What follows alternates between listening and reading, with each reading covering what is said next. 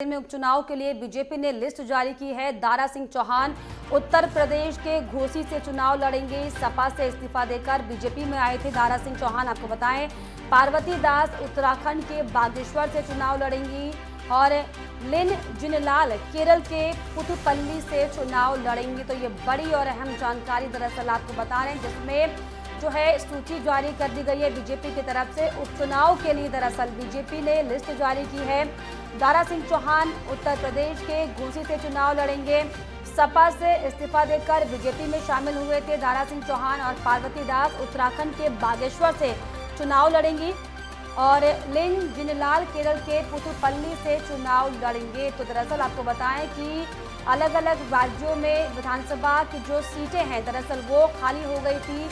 इसी कड़ी में अब उपचुनाव जो है वो किया जाएगा और इसी कड़ी में उपचुनाव में जो प्रत्याशी मैदान में होंगे उन प्रत्याशियों को लेकर बीजेपी ने लिस्ट जारी कर दी है, जिसमें बागेश्वर और उत्तर प्रदेश से लेकर अलग अलग जो राज्यों की जो सीटें थी जो खाली थी उनको लेकर ये लिस्ट जारी हुई है, जिसमें जो है कैंडिडेट के नामों को क्लियर कर दिया गया। इसी कड़ी में आपको बताएं कि पार्वती दास उत्तराखंड के बागेश्वर से चुनाव लड़ेंगी। कैबिनेट मंत्री जो थे उनका दरअसल निधन होने के बाद से ये सीट खाली हो गई थी। तो उपचुनाव के लिए बीजेपी ने लिस्ट जारी कर दी है।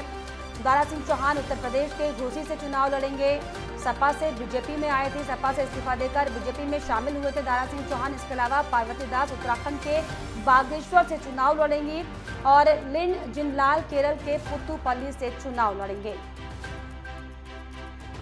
तो ये बड़ी और अहम जानकारी आपको बता रहे हैं, जिसमें भारतीय जनता पार्टी ने उपचुनाव के लिए बीजेपी के नेताओं की, बीजेपी के प्रत्याशियों की जो है लिस्ट जारी कर दी है, जिसमें पार्वती दास उत्तराखंड के बागेश्वर से चुनाव लड़ेंगी और लिन जिनलाल केरल के पुथुपल्ली से चुनाव लड़ने वाले हैं। तो उपचुनाव के लिए बीजेपी ने जो है लिस्ट जारी कर दी है। हालांकि तैयारियां जो हैं बीजेपी की तरफ से तमाम अन्य पार्टियों की तरफ से उपचुनाव को लेकर भी की जा रही है। उसी कड़ी में बीजेपी ने जो चेहरे हैं वो अलग अलग राज्यों में साफ कर दी कि कौन से चेहरे उपचुनाव में मैदान में लड़ेंगे और इसी को लेकर जो तैयारियां हैं दरअसल वो भी साफ तौर पर जोर शोर से की जा रही है। और इसी कड़ी में उत्तर प्रदेश से लेकर केरल और उत्तराखंड में बीजेपी ने अपने कैंडिडेट का जो चेहरा था वो दरअसल स्पष्ट कर दिया है।